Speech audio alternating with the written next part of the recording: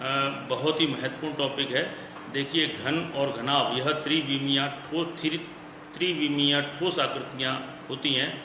घन वह आकृति है जिसकी सभी भुजाएं समान हो, यानी कि लंबाई, चौड़ाई और ऊंचाई सभी समान हो, तो ऐसी आकृति को हम घन कहते हैं। उदाहरण के तौर पर जो बच्चे सांप सीढ़ी की गोटी से खेलते हैं, वह गोटी घन का स्पष्ट उदाहरण है। देखिए, क्योंकि सभी लंबाई, चौड़ाई, ऊंचाई समान होती है, इसलिए हम उसको भुजा कह देते हैं। तो यहाँ पे ये घन जो है, घन की आकृति है। यहाँ पे ये लंबाई, ये चौड़ाई, ये ऊंचाई और ये चौड़ाई, ये तीनों ही भुजाएं समान होती हैं। तो यहाँ पर इस तरह की आकृति को हम घन यानी कि क्यूब कहते हैं। इसके विपरीत दूसरी आकृति है घनाभ। घनाभ भी त्रिविमीय आकृति है, जिसमें लंबाई होती है, ऊंचाई होती है और चौड़ाई होती है। लेकिन यहाँ पे इसकी विशेषता ये है कि लंबाई, चौड़ाई और ऊंचाई असमान होती है, यानी कि समान नहीं होती है। ईंट जो होती है हमारे, ईंट घनाभ का एक बेस्ट उदाहरण है। ईंट है, आपकी पुस्तक है, आदिवासी में जो कक्षों में जो डस्टर का उपयोग होता है, वह भी आपका घनाभ का एक बेस्ट उदाहरण है, एग्जाम्पल है। अब आइए हम इनकी पृष्ठीय क्षेत्रफल और आयतन के सूत्रों की चर्चा करते हैं। तो पहले ले लेते हैं हम घन।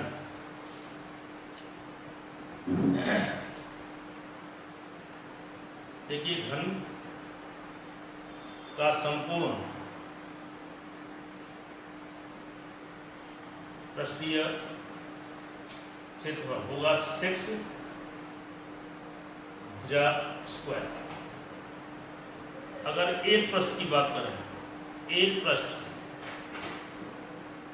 का क्षेत्रफल, क्योंकि एक पृष्ठ जो है उसका आकार जो है एक वर्ग टाइप का होता है, इसलिए उसका हो गया भुजा स्क्वायर। तीसरा है घन का आयतन, वो हो गया आपका भुजा क्यूब, यानी भुजा पर 3, भुजा गुणा भुजा गुणा भुजा। देखिए, क्षेत्रफल की इकाई वर्ग इकाई होती है, यानी कि आपका क्षेत्रफल वर्ग मीटर या वर्ग सेंटीमीटर होता है आपके प्रश्न के अनुसार। इसी प्रकार आयतन की इकाई जो है क्यूब होती है। घन यानी कि सेंटीमीटर क्यूब या metre cube, according to your question. तो देखिए, एक उदाहरण हम लेके चलते हैं। मान लिया कि एक घन के आकार का ठोस है और उसकी भुजा की लंबाई 5 सेंटीमीटर है, ठीक है। तो उसका जो आपको 5 सेंटीमीटर उसका आयतन ज्ञात करना, तो उसका आयतन कितना हो जाएगा, क्योंकि वो घन के आकार का, इसलिए भुजा क्यूब। भुजा क्यूब का मतलब 5 का क्यूब। 5 का क्यूब मतलब 5 गुणा 5 गुणा 5, यानी कि 125।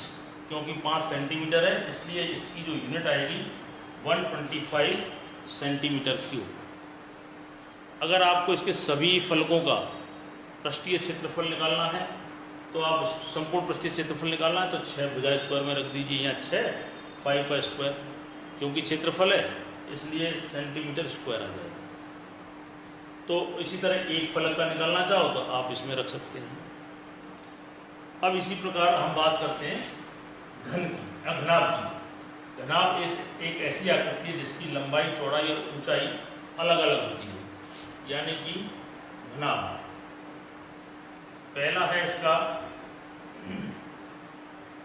संपूर्ण पृष्ठीय क्षेत्रफल, टोटल सरफेस एरिया। क्या होता है इसका, 2LB plus BH plus HL, जहाँ L जो है लंबाई, लेंथ, B फॉर ब्रेथ, चौड़ाई, एंड H फॉर हाइट के सिंबल है।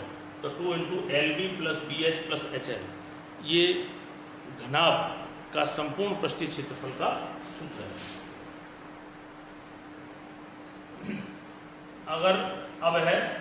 अगर एक पृष्ठ की बात करें, यानी कि घनाभ के एक पृष्ठ का क्षेत्रफल L इंटू बी प्रकार के दो पृष्ठ मिलेंगे आपको, ठीक है। दूसरा होगा B इंटू एच, इसके भी दो मतलब फलक मिलेंगे। दूसरा है H इंटू एल, यानी कि लंबाई गुणा चौड़ाई वाला दो फलक मिलेंगे, ब्रेथ इंटू हाइट वाले दो फलक मिलेंगे घनाभ में, और H इंटू एल वाले दो फलक मिलेंगे। इस तरह से आपके 6 फलक घनाभ में होते हैं। तीसरी बात करें हम घनाभ का आयतन, तो वह लंबाई गुणा चौड़ाई गुणा ऊंचाई, LBH, length into breadth into height. देखिए इसको भी हम एक उदाहरण के माध्यम से समझने का प्रयास करते हैं। मान लिया कि आप जो मकान बना रहे हैं उसकी जो ईंट है, ईंट की लंबाई जो है 10 सेंटीमीटर, लंबाई कितनी है 10 सेंटीमीटर, सॉरी ऐसा करिए आप इसे 20 सेंटीमीटर की, ब्रेथ जो है आपकी यानी कि चौड़ाई 15 सेंटीमीटर, और ऊंचाई जो है वो 10 सेंटीमीटर। इस तरह की एक ईंट है जिससे आप मकान बना रहे हैं। तो इसका आप मान लो संपूर्ण पृष्ठीय क्षेत्रफल निकालना है, संपूर्ण पृष्ठीय क्षेत्रफल। तो यहाँ पे कितना आ जाएगा आप रख दीजिए L इंटू बी, इनका गुणा 20 गुणा 15, BH 15 गुणा 10 प्लस HL, H और L, यानी कि 20 गुणा 10। तो ये हो गया 15 दूनी 30, 300, ये हो गया 150 और ये हो गया 200। तो 300 प्लस 200 500, 650 मल्टीप्लाई करेंगे तो 0, 2 पंजे 10, 1 12 और 13, यानी कि 1300, क्योंकि क्षेत्रफल है और यहाँ सेंटीमीटर इसकी यूनिट्स है, तो सेंटीमीटर स्क्वायर, यानी कि 1300 सेंटीमीटर स्क्वायर इसका जो है संपूर्ण पृष्ठीय क्षेत्रफल बनेगा। अगर इसी का हम आयतन ज्ञात करना चाहें, आयतन,